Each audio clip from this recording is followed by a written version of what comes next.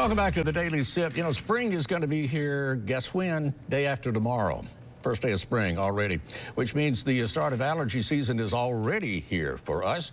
You may have noticed the pollen count starting to spike here in the Jackson area.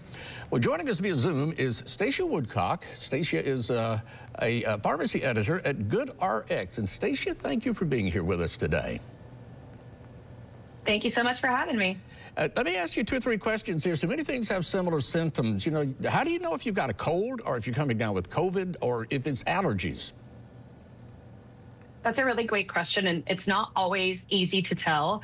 The biggest thing I usually say with allergies is that they tend to be situational. If you're outside and you find yourself with really itchy eyes, a runny nose, all of that sort of itchy, get this allergen out of my face, that's really common with allergies.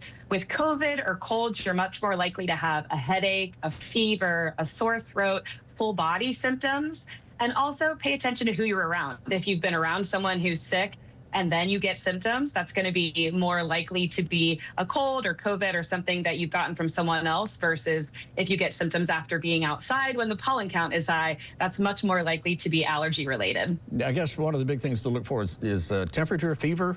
That if you're running fever, more than likely it's not allergies, but allergies don't normally produce fever. Okay. That's very true. Absolutely. I'll ask you what some of the triggers are. Everybody here is going to say pine pollen because that's what we've got floating in the air right now. It's everywhere. But what are some of the other? And I understand pine pollen is not really, you can't be allergic to it because it's too big, but it's everything else that's in the air at the same time. So now that I'll get exactly. I finally get around to the question: what are some of the triggers for allergies, and what can we do to manage them?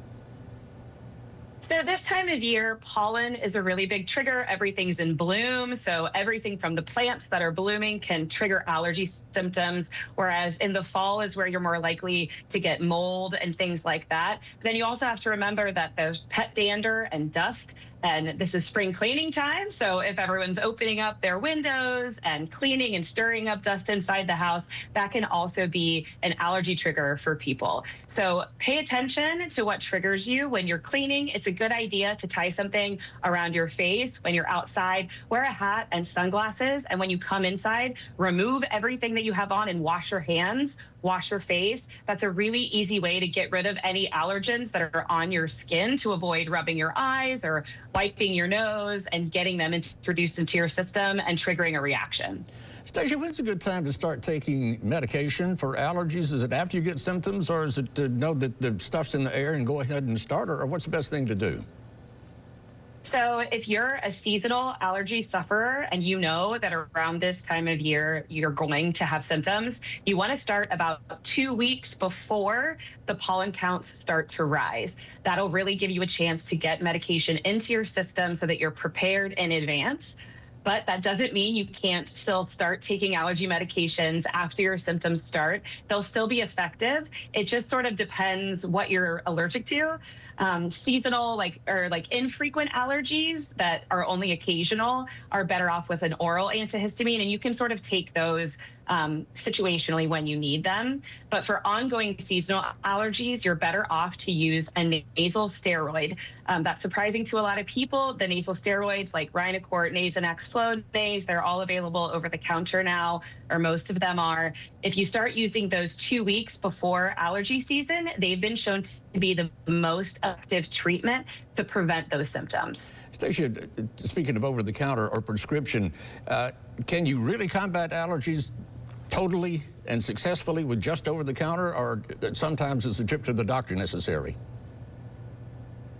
You can absolutely treat allergies over the counter. A lot of the medications that are available over the counter now actually used to be prescription medications. So Claritin, Zyrtec, Allegra, all of the nasal sprays, those all used to be prescription medications, and they were shown to be really safe and effective. They don't interact with a lot of other medications, so they're really safe, and so they've made them available over the counter so that they weren't so limited in access for people to get.